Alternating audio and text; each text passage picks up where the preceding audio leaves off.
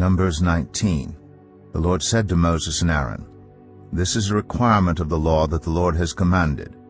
Tell the Israelites to bring you a red heifer without defect or blemish, and that has never been under a yoke. Give it to Eleazar the priest. It is to be taken outside the camp and slaughtered in his presence. Then Eleazar the priest is to take some of its blood on his finger and sprinkle it 7 times toward the front of the tent of meeting. While he watches, the heifer is to be burned, its hide, flesh, blood, and intestines. The priest is to take some cedar wood, hyssop, and scarlet wool, and throw them onto the burning heifer. After that the priest must wash his clothes and bathe himself with water. He may then come into the camp, but he will be ceremonially unclean till evening.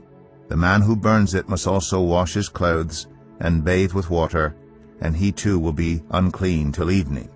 A man who is clean shall gather up the ashes of the heifer and put them in a ceremonially clean place outside the camp. They are to be kept by the Israelite community for use in the water of cleansing. It is for purification from sin. The man who gathers up the ashes of the heifer must also wash his clothes, and he too will be unclean till evening. This will be a lasting ordinance both for the Israelites and for the foreigners residing among them. Whoever touches a human corpse will be unclean for 7 days. They must purify themselves with the water on the 3rd day, and on the 7th day then they will be clean. But if they do not purify themselves on the 3rd and 7th days, they will not be clean. If they fail to purify themselves after touching a human corpse, they defile the Lord's tabernacle. They must be cut off from Israel. Because the water of cleansing has not been sprinkled on them, they are unclean. Their uncleanness remains on them. This is the law that applies when a person dies in a tent. Anyone who enters the tent and anyone who is in it will be unclean for 7 days. And every open container without a lid fastened on it will be unclean. Anyone out in the open who touches someone who has been killed with a sword, or someone who has died a natural death, or anyone who touches a human bone or a grave, will be unclean for 7 days.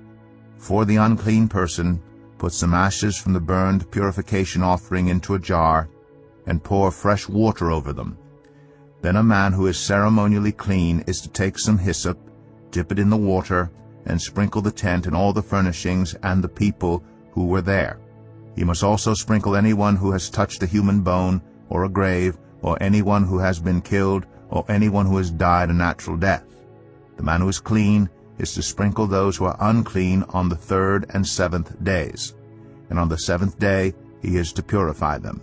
Those who are being cleansed must wash their clothes and bathe with water, and that evening they will be clean. But if those who are unclean do not purify themselves, they must be cut off from the community, because they have defiled the sanctuary of the Lord. The water of cleansing has not been sprinkled on them, and they are unclean. This is a lasting ordinance for them.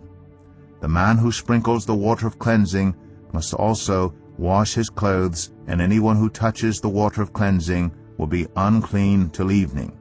Anything that an unclean person touches becomes unclean, and anyone who touches it becomes unclean